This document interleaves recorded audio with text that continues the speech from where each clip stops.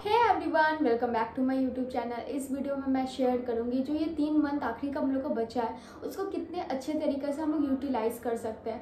पहला चीज़ है कि हम लोग को टाइम वेस्ट करना ही नहीं है। तो हम लोग क्या क्या ऐसा चीज़ करें ताकि हम लोग को टाइम वेस्ट ना हो, हम लोग मेन फोकस एरिया में हम लोग ज़्यादा अच्छे तरीके से फोकस कर पाए। So without any further delay let's start the video.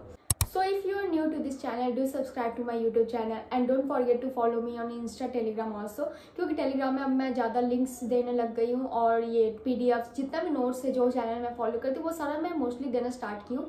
Newly Telegram group बनाया तो आप वो ज्वाइन कर सकते हो, डिस्क्रिप्शन बॉक्स में आपको लिंक मिल जाएगा। So let's start the video. आज हम लोग का कितना तारीख है? आज हो गया 12 जून, ठीक है। और मोस्टली क्या है 20 सितंबर से हम लोग का एग्जाम स्टार्ट है। मोटा मोटी 3 महीना हम लोग के पास अभी भी बचा हुआ है। ये 3 महीने में अच्छे से तैयारी होकर एग्जाम क्लियर हो सकता है। अगर आप सोचो कि भाई बस 3 महीना ही बचा हुआ है उसमें एग्जाम हम लोग कैसे क्लियर करेंगे, लेकिन इसी में से कोई एक जन पढ़ के एग्जाम क्लियर भी कर लेगा, वो रिजल्ट भी आएगा उसका और उसका इंटरव्यू भी होगा। वो जब बोल रहा होगा ना कि जब मेरा आखिरी का 3 महीना बचा था मैंने 3 महीना पढ़ के एग्जाम क्लियर कर लिया, वो चीज़ जब आप सुनोगे ना कि मेरे पास जब 3 महीना बचा था मैं नहीं कर पाया वो चीज़, लेकिन वो दूसरा बच्चा वो क्लियर कर लिया एग्जाम, ठीक है। ऐसा भी नहीं है कि आपको 10-10 घंटा पढ़ना, 12-12 घंटा पढ़ना, नहीं। आप टॉपिक वाइज पढ़ो, ठीक है। कि आपका आज का टारगेट है ये टॉपिक, आप टॉपिक वाइज करके पढ़ना स्टार्ट करो। उससे क्या होगा ना, आप जल्दी कवर भी कर पाओगे। आपको मेन टॉपिक है, घंटा मैटर नहीं करेगा। आपको जो पढ़ना है पढ़ाई कंप्लीट होना चाहिए। आपका घंटा कंप्लीट हो गया, 1 घंटा कंप्लीट हो गया, अब मेरा ब्रेक टाइम है, वैसे नहीं। आप टॉपिक एक कंप्लीट करके पढ़ो, वो सही रहेगा, ठीक है। मैं हमेशा टॉपिक कंप्लीट करके पढ़ती थी और मेरा बस टारगेट रहता था कि डेली का 10 टॉपिक नहीं करना है। मेनली क्या होता था, जैसे GS है, जनरल स्टडीज़ में हिस्ट्री, पॉलिटी, जियोग्राफी ये सब आता है। तो इसमें मैं क्या करती थी कि 2 सब्जेक्ट लेके पकड़ा, ठीक है। दोनों में से जैसे लाइक हिस्ट्री और पॉलिटी, हिस्ट्री में से एक टॉपिक कर लिया, पॉलिटी में से एक टॉपिक कर लिया। उसके बाद ये GK भी पढ़ती थी। GK मतलब कि स्टैटिक GK जो है उसमें से डेली एक टॉपिक करती थी। आप टॉपिक वाइज पढ़ो, ठीक है, ना कि आवर देख के पढ़ो। आवर देख के मैं कभी नहीं पढ़ी हूँ और आगे भी मैं नहीं पढ़ूँ क्योंकि आदत नहीं है, ठीक है। आप एक टारगेट फिक्स करो कि 2 टॉपिक करना है मेरे को, टॉपिक कंप्लीट, आपका पढ़ाई कंप्लीट, ऐसे करके थोड़ा पढ़ना स्टार्ट करो। सेकंड चीज़ है सिलेबस मैटर करता है। सिलेबस आप अपने पास हमेशा रखा करो। मैं क्या करती थी, जब भी बार बार मेरे को कन्फ्यूजन होता था, फोमो होता था कि मैं क्या कर रही हूँ, मेरे को कुछ समझ नहीं आ रहा है, बहुत डर लगता था। जैसे पास एग्जाम आता है ना, बहुत डर लगता है। 10 सरकारी गाय उनको 10 सरकारी गाय उनका यूट्यूब चैनल है, उनको मैंने ईमेल भी किया था सर को, वो कि मेरे को बहुत डर लग रहा है, मैंने इतना पढ़ लिया फिर भी मेरे को डर लग रहा है। तो उन्होंने बहुत अच्छे तरीके से समझाया था। उसका ईमेल का अगर मेरे को स्क्रीनशॉट मिलेगा मैं बताऊंगी। इतना डरा हुआ मैसेज किया गया ना मेरे द्वारा, एग्जाम के जस्ट पहले का वो मैसेज है, मैं वो आपको स्क्रीनशॉट करके दे। तो बात यही है, डर सबको लगता है, ठीक है। तो वो नहीं सोचना है कि डर लग रहा है अब हम क्या करें, तैयारी छोड़ दें, ये नहीं। आपको डर लग रहा है मतलब क्या आप सीरियस हो तैयारी को लेके। डर किसको नहीं लगता है, जो तैयारी ऐसे ही कर रहा है, कि जिसको होता है ना उठ के चले जाना एग्जाम देना, उनको डर नहीं लगता क्योंकि उनको खुद ही पता है कि मैंने पढ़ा ही नहीं है, ठीक है। तो क्या चीज़ का डर, और डर उनको लगता है जो तैयारी सही तरीके से करते हैं उनको डर लगता है कि भाई मेरा एक भी रॉन्ग नहीं होना चाहिए, गलती नहीं होना चाहिए, डर उन्हें लगता है, ठीक है। दैट मीन्स अगर आपको डर लग रहा है तो आपका तैयारी सही डायरेक्शन में आप चल रहे हो, ठीक है। आप सीरियस हो पढ़ाई को लेकर। सिलेबस क्या है, बार बार बीच बीच में सिलेबस 2 दिन में एक बार देखा करो कि आप पढ़ क्या रहे हो, क्या पढ़ना है क्या नहीं। तब कि आप जब सिलेबस देखोगे आप देखोगे अच्छा मैंने इतना टॉपिक कर लिया, ये सिलेबस में ये टॉपिक कर लिया, तो आपको थोड़ा मन में अच्छा लगने लगेगा कि ठीक है मैं इतना टॉपिक पढ़ते जा रहा हूँ, सिलेबस में से टिक मारते जाओ, ठीक है। तो आपको बहुत अच्छा भी लगेगा, सेटिस्फैक्शन भी मिलेगा कि मैं पढ़ाई कर रहा हूँ, मैं कंप्लीट कर रहा हूँ। पूरा सिलेबस तो कभी कंप्लीट होता नहीं है, लेकिन है ना टॉपिक वाइज अपने सेटिस्फैक्शन लेवल के हिसाब से टॉपिक वाइज में टिक मारते जाना। जो सर या टीचर्स जो भी पढ़ाते हैं वो टॉपिक आपने पढ़ लिया, उसको एक बार याद कर ले, फिर टिक मार दो, बहुत अच्छा लगेगा वो चीज़, फीलिंग्स, ठीक है। और सिलेबस का जो PDF है मैं टेलीग्राम चैनल में शेयर कर दूंगी, आप एक बार देखना, बार बार वो चीज़ देखो। ये नहीं कि पूरा दिन सिलेबस ही बैठ के देख रहे हो, नहीं, 2 दिन में एक बार सिलेबस देखो ताकि आप ट्रैक पे रहो, गाइडेंस पे रहो, एक लाइन पे रहो कि कौन सा लाइन, कहीं भटक तो नहीं रहे टॉपिक के हिसाब से। आपको ज्योग्राफी देखोगे कि ज्योग्राफी कम आता है, ठीक है, थोड़ा MTS में कम आता है, या तो पूरा बेसिक क्वेश्चन पूछेगा या फिर पूरा हार्ड क्वेश्चन पूछेगा। आप बेसिक क्वेश्चंस तो कवर कर रहे हो, वो आपको देखना है, ना कि आप पूरा डेप्थ नॉलेज में घुस जा रहे हो। आप यहाँ पे डेप्थ में पूरा ज्योग्राफी पढ़े, पर ज्योग्राफी से तो कितना क्वेश्चन आता नहीं है, तब क्या करोगे? आपको सिलेबस देखना है, सही तरीके से करना है कि कहाँ से कितना क्वेश्चन आता है। वो सारा वेटेज के हिसाब से मैंने हर एक टॉपिक वाइज आपको एक वीडियो, सारा टॉपिक वाइज मैंने वीडियो प्रोवाइड कर दिया हर एक टॉपिक के ऊपर कि किसका कितना क्या क्वेश्चन आता है। वो सारा इंपॉर्टेंट टॉपिक्स का वीडियो आप मेरे चैनल पर विजिट करके देख सकते हैं। जैसे कि नोटिफिकेशन 26 जून को आने वाला है, कुछ ही दिनों में नोटिफिकेशन आने वाला है एमटीएस का, हम लोग को पता चल जाएगा वैकेंसी कितना है। आपको वैकेंसी पे ध्यान नहीं देने कि कितना आ रहा है, आपको तो बस एक ही सीट चाहिए ना, तो आप एक सीट के लिए ही आप पढ़ो, ठीक है। इतना मत ध्यान दो इतना कम है, इतना फॉर्म भरा है, क्या होगा कैसे होगा, वो नहीं ध्यान दो। आपको बस एक सीट चाहिए, ये अपने दिमाग में रखो और डेली पॉजिटिव एफर्मेशंस आप पढ़ना स्टार्ट करो, रीड करना स्टार्ट करो। मैंने पिछले वाले ब्लॉग में दिखाया था कि मैं एफर्मेशंस डेली पढ़ती रहती हूँ। इतना सारा लाइन नहीं, बस 3 लाइन्स ही आप रीड करो, वो भी बहुत अच्छा तरीका है आप मतलब पॉजिटिव रहने का, वैसे करके स्टार्ट कर सकते हो। 2025 से मैंने एफर्मेशंस पढ़ना स्टार्ट किया, आप भी कर सकते हो ऐसा, तो बहुत चेंजेस आता है, ठीक है। माइंड का जो पर्सपेक्टिव है या फिर जो व्यू है ना, आप पहले सिर्फ नेगेटिव चीज़ पे ध्यान देते हो, वो माइंड में शिफ्ट हो जाता है। आप पॉजिटिव चीज़ में क्या सोल्यूशन हो सकता है, प्रॉब्लम पे ना ध्यान देते हो, आप सोल्यूशन में ध्यान देना स्टार्ट करते हो, वो चीज़ बहुत शिफ्ट होता है। मेरा माइंड में बहुत शिफ्ट हुआ, आप भी एफर्मेशंस पढ़ना स्टार्ट। PYQ आपका मतलब बहुत बहुत बहुत इंपॉर्टेंट है। PYQ अलॉन्ग विथ जो PYQ का मॉक है, मॉक मतलब तो मेरे पता है ना आपको, मैं न्यू मॉक मत देना इस बार, इतना कम टाइम में न्यू मॉक मत देना। प्रीवियस ईयर जो है एमटीएस के 23 में जो क्वेश्चन है, 24 में जो क्वेश्चन है, वो सॉल्व करो। जो न्यू क्वेश्चन मिलेगा भले उसको याद करो, पर जो एक होता है ना कॉन्सेप्ट बेस्ड तो आपका सॉल्व होना चाहिए। जो फैक्चुअल बेस्ड है वो तो आपका नहीं होगा सॉल्व, चलो आप नहीं पढ़े हो फैक्ट तो वो नहीं होगा, पर कॉन्सेप्ट बेस्ड तो आप सॉल्व कर पा रहे हो, ये तो देखो एटलीस्ट जो कॉन्सेप्ट पढ़ने के बाद, ठीक है। PYQ का बुक लो, पिनाकल का बुक मैंने यूज़ किया था जीके के लिए, इंग्लिश के लिए कोई PYQ का बुक नहीं लिया था मैंने, और वो कैप का PDF लिया था, पर मेरे को मिल नहीं रहा है। मैं पुराने फ़ोन में एक बार ट्राई करूँगी खोजने का, जो PDF से इतना सारा डाउनलोड्स होता है, मैं एक बार खोज के देखूँगी, ट्राई अगर मिल जाए मैं ग्रुप में सेंड कर दूँगी वो कैप। अब आता है कि मेन जो एक लूप है, आपको लूप क्रिएट करना है। ऑनलाइन क्लास से लेक्चर लो, उसका नोट्स बनाओ, रिवीजन, फिर practice, class notes revision practice, class notes revision practice. ये चीज़ आपको ये साइकिल बार बार रिपीट करना है। भले बोरिंग चीज़ ही लास्ट में सक्सेस दिलाता है। रिवीजन बहुत बोरिंग है, मेरे को भी बहुत रिवीजन बोरिंग लगता है, पर आपको रिवीजन पे ही ध्यान दें, एग्जाम हो जाता है, ठीक है।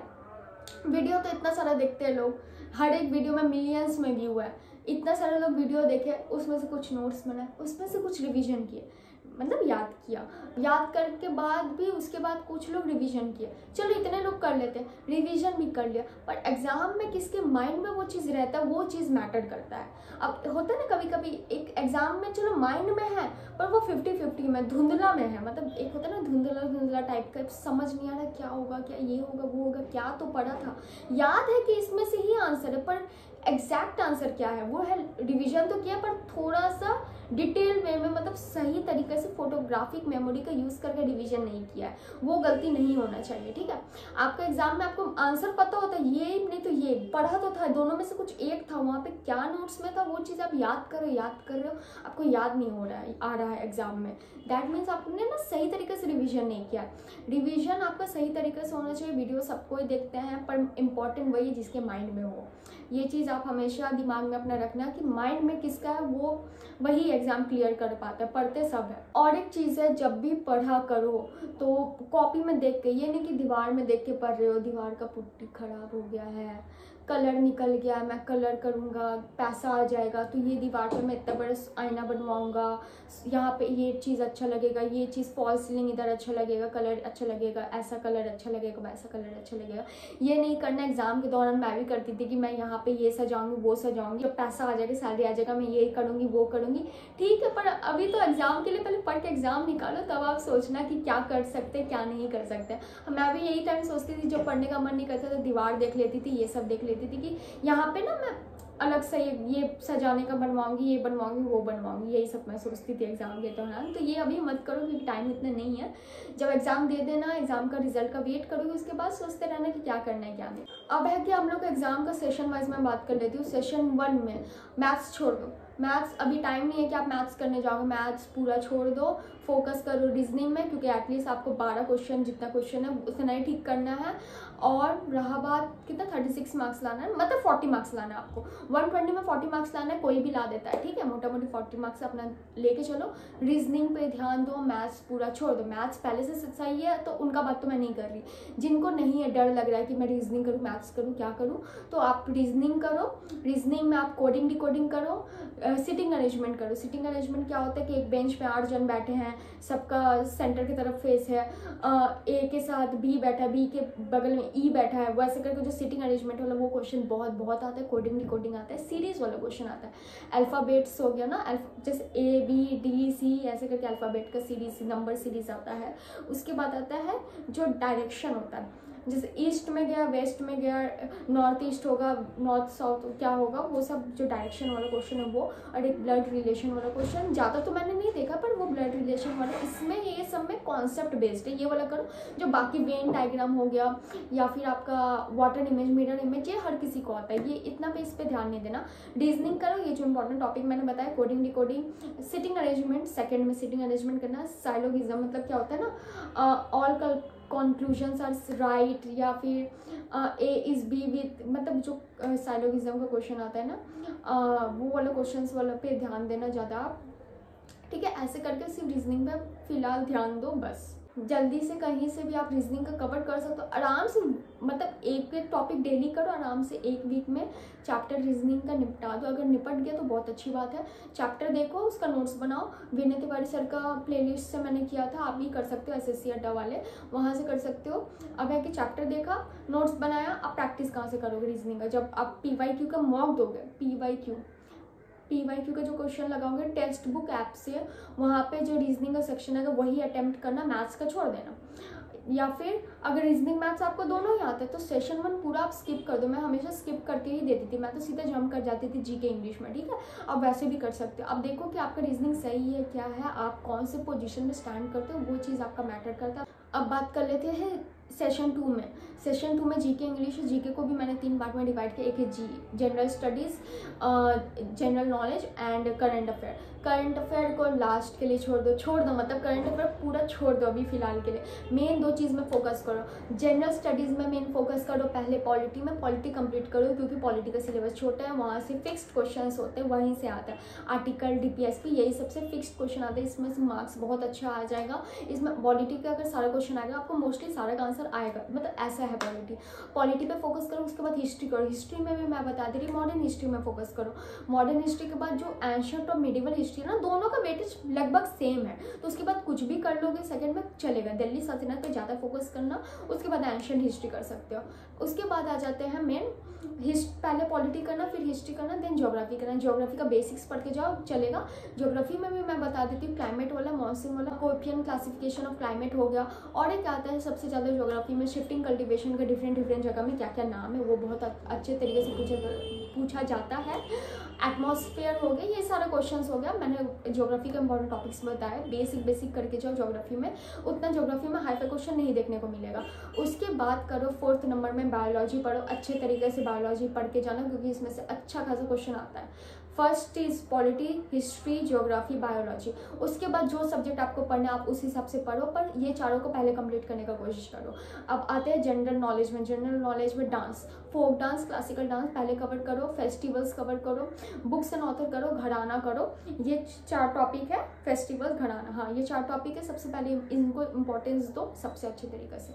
अब एक है करंट अफेयर में क्या क्या पढ़ा। करंट इसके जस्ट बाद वाला जो वीडियो आएगा, मे बी सैटरडे, वो करंट अफेयर के इंपॉर्टेंट टॉपिक्स के ऊपर वीडियो आएगा, वो आप चेक कर लेना एक बार, ठीक है। करंट अफेयर क्या है ना, सर है ना पैर है, ठीक है, तो इसको लास्ट के लिए रखो। पहले जो मेन है जहाँ से क्वेश्चन हमेशा आता है वो पे फोकस करो, ठीक है। अब है जनरल स्टडीज और जनरल नॉलेज, दोनों का मतलब लगभग वेटेज सेम है। जैसे जनरल नॉलेज है ना GK, उसमें से 6-7 क्वेश्चन आता है, और ये वाला जो है जनरल स्टडीज, उसमें से भी सब में से मिला के मेनली 10 क्वेश्चन आता है। और करंट अफेयर से कितना आता है, 3 तो क्वेश्चन आता है, ठीक है। ये तो आपका वेटेज हो गया, ठीक है। तो दोनों का ही ना, मतलब जनरल नॉलेज और जनरल स्टडीज़ में थोड़ा, जनरल स्टडीज़ थोड़ा ज़्यादा क्वेश्चन आता है इसमें से, और जनरल नॉलेज थोड़ा 7 क्वेश्चन 8 क्वेश्चन तक अटक जाता है, ठीक है। तो जिस हिसाब से मैंने वेटेज बनाया, इस पर ज़्यादा फोकस। अब है कि ये सारा को कहाँ से कवर करना है, सिंपल एक ही चैनल है परमार एसएससी, वहाँ से कवर करो। अभी सर ज्योग्राफी और केमिस्ट्री का FRB 2.0 बैच कंप्लीट करवा रहे हैं, आप वहीं से अगर साथ ही साथ देखते चलोगे। आपका CGL का एग्जाम कभी अगस्त में ना, सर ने खुद बोला है कि सर जुलाई एंड तक आई थिंक कंप्लीट करवा देंगे, तो आपका जुलाई एंड तक सारा कवर हो जाएगा, सिलेबस पूरा GK कवर हो जाएगा। साथ ही साथ आप अपना इंग्लिश का भी लेके चलो तो GK का भी आपका कवर हो जाएगा सिलेबस, और FRB इंग्लिश का भी साथ में चला। अगर सर का परमार एसएससी चैनल से ही आप इंग्लिश पढ़ रहे हो तो सही बात है, नहीं तो आप कहाँ से इंग्लिश पढ़ रहे हो एक बार मेरे को कमेंट सेक्शन में ज़रूर बता देना, ठीक है। तो ये ऐसे करके देख सकते हो आप। अगर साथ ही साथ आप लोग सर के कवर करते हुए चलोगे ना तो वो ज़्यादा आसान पड़ेगा सिलेबस के लिए, ठीक है। वो चीज़ आप कवर कर लिया, सिलेबस ऐसे करके आप कवर कर सकते हो। अब इंग्लिश में भी 3 पार्ट है, ग्रामर, क्लोज टेस्ट और वोकैबुलरी का कल ही मैंने वीडियो डाला है। ग्रामर के लिए सबका मतलब होता है ना, टीचर होना चाहिए कि किससे कितना समझ आ रहा है। आप अपने हिसाब से देखो कि सारा टीचर्स का एक बार देख लो किससे आपको समझ आ रहा है, उससे आप पढ़ो। नहीं तो आपको नहीं समझ आ रहा है कुछ की कहाँ से पढ़ना, आप परमार एसएससी से ही पढ़ सकते हो। इंग्लिश का भी PSP सर ने इंग्लिश का PY की सीरीज भी कराया, अभी FRB भी चला, आप वहीं से अगर पूरा करना चाहो तो वहीं से कवर कर सकते हो। क्लोज टेस्ट भी सर अभी खुद करवाएंगे, तो आप सबसे अच्छा तरीका है एक ही चैनल से दोनों सब्जेक्ट अगर कवर हो जाए तो बहुत अच्छा है, बात है आपके लिए भी, आप वहाँ से कवर कर सकते हो। अब है मॉक के बारे में। मॉक आप कहाँ से दो, मॉक मतलब एक न्यू भी आता है, एक सारा PYQ भी आता है। PYQ बेस्ड ही देना, क्योंकि वो बहुत अच्छा रहता है, क्योंकि PYQ का रिपीट होने का चांस रहता है, और आपको समझ आता है कि जैसे ज़्यादा GK का क्वेश्चन आ रहा है तो GK पे ज़्यादा वेटेज है। ऐसे करके आपको समझ आता है कि क्या पहले पूछा गया, हम केस में एक अंदाज़ा तो लगा सकते हो ना कि इस बार कैसा आएगा, ठीक है। थोड़ा बहुत अंदाज़ा लगा सकते हैं, पूरा प्रिडिक्ट नहीं कर सकते कि इस बार ऐसा पैटर्न होगा, ठीक है। तो PYQ में पहले मतलब मॉक मैं देती थी ना, मेरा आता था 72 मार्क्स, 62 मार्क्स 150 में, और कभी 80 आ गया, कभी 70 आ गया, 65 आ गया, ऐसे करके मेरा मार्क्स आता था स्टार्टिंग में। मैं जब रिवीजन कुछ करके नहीं देती थी, मतलब पढ़ा उठ के PYQ दे दिया, मॉक दे दिया, तो उससे तो कुछ होने वाला नहीं है ना। तो इससे क्या कर सकते हो, आपकी जब आपका अच्छा से पढ़ना हो गया, आप रिवीजन करो, एक टॉपिक का रिवीजन करो। बहुत टेक्स्ट बुक में बहुत है, वही मैं बोलूँगी वहीं से देना। ये स्पॉन्सर तो बिल्कुल नहीं है, पता नहीं कब मेरे को टेक्स्ट बुक स्पॉन्सर करेगा। वहाँ से देना, टॉपिक वाइज देना, तो वो बहुत अच्छा लगेगा आपको कि जैसे आपने पढ़ा इंडस वैली सिविलाइजेशन, आप वहाँ पे गए, इंडस वैली सिविलाइजेशन का आपने टॉपिक वाइज टेस्ट दे दिया, आपको समझ आ जाएगा कि आपका क्या पोजीशन है। और जब आप टेस्ट दोगे, वो 10 क्वेश्चन का मिलनी होता है, तो आप जब दोगे टेस्ट तो 10 सही होगा, तो आपको भी वो चीज़ अच्छा लगेगा। तो छोटे टेस्ट बीच में देना। और जो ये मॉक है ना, सेशन वाइज मॉक है। सेशन में अगर आपको पूरा सेशन 1 स्किप करना है, सही है मैथ्स रीजनिंग, तो सेशन 1 स्किप करके जो GK और इंग्लिश का जो मॉक देना, आप अभी क्या करो, हफ्ता में बस एक ही मॉक दो, वो ज़्यादा सही रहेगा, ठीक है। और जब एग्ज़ाम एकदम पास आ जाएगा ना, लाइक सितंबर चढ़ जाएगा, 20 सितंबर से एग्ज़ाम है और सितंबर चढ़ जाएगा ना, लास्ट आप मॉक दो 5 सितंबर तक, उसके बाद 15 दिन है मॉक मत देना, या फिर पूरा सितंबर मॉक मत देना, ठीक है। PYQ मॉक या जो भी न्यू मॉक आ रहा है वो मत देना, क्योंकि आप जब पढ़ोगे और जब सितंबर में आप मॉक दोगे, आपका मार्क्स कम आ जाएगा ना, वो चीज़ आपका एग्जाम में इफेक्ट करेगा। कि आपका कब एग्जाम है, अक्टूबर में एग्जाम है कि आपका सितंबर में एग्जाम है, वो मैटर करता है किस टाइम में आपका एग्जाम है। अगर आपका अक्टूबर में एग्जाम है तो एक सितंबर में आप मॉक दो, लेकिन आपका पास एग्जाम है ना, उसका 15-20 दिन पहले मॉक देना बंद कर दो, ये तो मार्क्स कम आएगा ना, आप डिमोटिवेट हो जाओगे, वही चीज़ आपको हैम्पर करेगा एग्जाम में जा। पता है आप क्या सोचोगे, अभी मैं पढ़ रहा हूँ, मेरा मार्क्स ही नहीं आ रहा है इतना इसमें, तो अभी 2 दिन बाद मेरा एग्जाम लगा, उसमें मेरा क्या ही मार्क्स आएगा। तो आपका जो एफर्ट्स आप दोगे और कम कर दोगे एफर्ट्स देना, ठीक है। तो 20 दिन पहले मॉक मत देना। मेरा भी बहुत मूड खराब हो गया था, मतलब कि जब मैंने मॉक दिया था, आई थिंक कितना आया था, मैं दी थी, मेरे को 110 या 105 के बीच में आया था। तो मेरा ना दिमाग ख़राब हो गया, क्योंकि सबको बोल रहे थे कि 130 आना चाहिए तब सिलेक्शन होगा। मैं 130 पे गांठ बांध ली थी कि 130 आना ही चाहिए, तो मैं दे रही थी ना, तो मेरा 105 आया। और एग्ज़ाम आई थिंक कितना दिन होगा, 10-15 दिन बाकी होगा। मेरा आदमी डिमोटिवेट हो जाता है और पढ़ने का मन नहीं करता। 15 दिन में आप एफर्ट भी नहीं दोगे, तो इससे अच्छा आप मॉक मत दो उस टाइम, वो बहुत अच्छा ऑप्शन रहेगा। मॉक मत देना, जितना मॉक देना आप अगस्त के टाइम में दे देना, ठीक है। और एक चीज़ है, जो मॉक में गलती हुआ उसके लिए अलग से कॉपी फ़िलहाल के लिए तो मत ही बनाओ। क्या करो कि जो मेन सोर्स है वहाँ पे जाके हाईलाइट कर दो। अब हाईलाइट कर दिया, ठीक है, यहाँ से गलती हुआ, जैसे एग्जांपल सेल वाले में से गलती हुआ। अब मॉक एग्जाम मतलब टेक्स्ट बुक में मॉक दिया, आपने आके देखा सेल में गलती है, एक चीज़ गलती होगा, आके क्या गलती है, सेल में एंडोप्लाज्मिक रेटिकुलम वाला क्वेश्चन गलती है। तो आओ सेल वाले टॉपिक में एंडोप्लाज्मिक रेटिकुलम में हाईलाइट कर दो, फिर से मॉक दो, फिर से एंडोप्लाज्मिक रेटिकुलम में अगर आपका गलती हुआ या फिर सेल टॉपिक में गलती, वहाँ पे स्टार लगा दो। जितना स्टार आपका मेन जो सोर्स में लगेगा वो टॉपिक आपका बहुत वीक है, आपको पता खुद ही चल जाएगा। तो एक ही मेन सोर्स रखो, उसी में स्टार हाईलाइट जो करना उसी में करो, अलग से कॉपी मत बनाओ, नहीं तो इतना सारा कॉपी बनाओगे ना बर्डन फील होने लगेगा, ठीक है। तो ऐसा मत करो। और है कि अगर आपके पास एकदम टाइम नहीं है, नोट्स नहीं बनाना, सर का फैटमैन बुक है, लिटिल बॉय अभी के लिए ना लो तो चलेगा, पर सर का जो फैटमैन किताब है आप वो खरीद सकते हो। मैंने तो नहीं खरीदा क्योंकि मेरे नोट्स मेरे पास है। फैटमैन बुक खरीद दो, सबसे अच्छा, आपको नोट्स बनाने का भी ज़रूरत नहीं पड़ेगा, सीधा सर के FRB से पढ़ना, फैटमैन से पढ़ना, डन। अगर आपको टेस्ट लगाना है आप लिटिल बॉय से टेस्ट लगा सकते हो, या फिर आप सीधा जाके PYQ ही टेस्ट लगा लो, टेक्स्ट बुक। अगर आप फैटमैन बुक भी खरीदोगे ना उसका भी फायदा है, अगर नोट्स भी खुद से बनाओगे दोनों का फायदा है। जब आप लिखते हो ना, लिखते लिखते भी याद हो जाता है, जब लेक्चर भी देख के आप लिखोगे उस टाइम भी अच्छे तरीके से याद होगा। लेक्चर देखने के टाइम में कुछ कुछ फैक्ट्स होता है, सर जैसे एक ट्रिक या फिर थोड़ा उसको रिलेटेबल करके अगर सर समझाने का कोशिश करते उस टाइम लेक्चर में भी कुछ ना कुछ आपको याद होता है।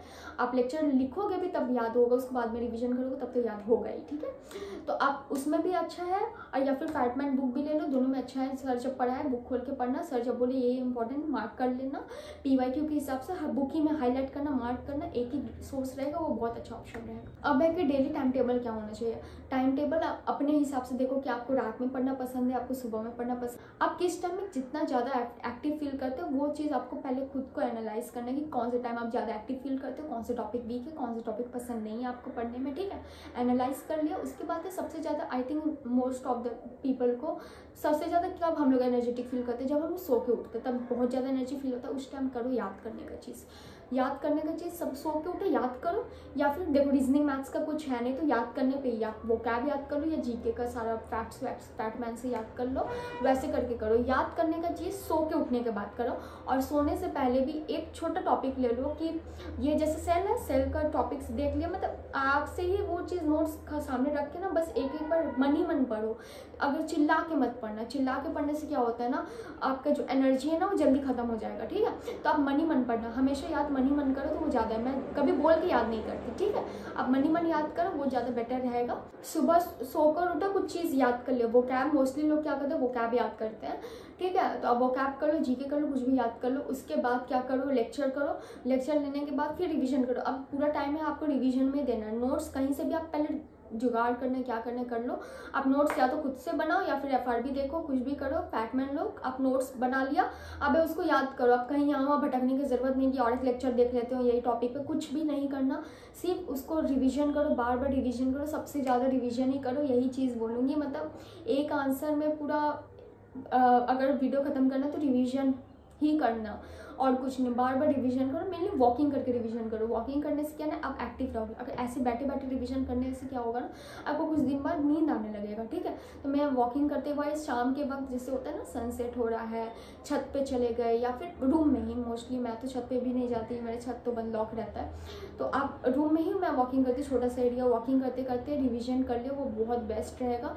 थोड़ा खिड़की से बाहर देख लो, ऐसे करके रिवीजन करके करो, बहुत सही लगेगा रिवीजन करने में, थोड़ा बोरिंग नहीं लगेगा, ठीक है। अगर है कि आप कॉपी लेके भी नहीं चल पा रहे हो, ठीक है, कॉपी रखो कहीं पर टेबल में, देख लिया कि अच्छा दिल्ली सल्तनत का राजा का टाइम पीरियड याद कर रहे हो, तो जैसे कब से है दिल्ली सल्तनत का राजा का कोई भी टाइम पीरियड हो गया, जैसे अलाउद्दीन खिलजी हो गया, आई थिंक 1296 से 316 में अलाउद्दीन खिलजी का टाइम था, तो 1296 से 316, तो वो मन में रिपीट करते करते चलो, कॉपी साइड में रख दो कहीं पे, दीवार उवार में कहीं पे, बोलते बोलते चलो कि 1296 to 316, 1296 to 316 ऐसे करके याद कर सकते हो।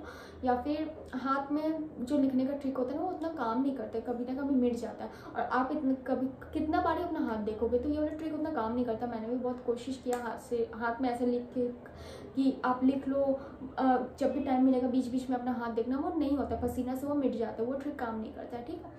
अब मन ही मन ऐसे फैक्ट्स दोहराओ, बार बार दोहराओ, अपने आप को चैलेंज करो कि ठीक है मैं इतना पढ़ा था, अब मैं सुबह क्या क्या पढ़ा था वो फैक्ट्स मैं रिकॉल करता हूँ। बहुत देर बाद रिकॉल करना, क्यों? क्योंकि जैसे आप अभी पढ़ रहे हो ना, जस्ट जैसे ही पढ़ा उसके बाद बंद करके रिकॉल करोगे ना, वो तो आपको याद रहेगा ही रहेगा।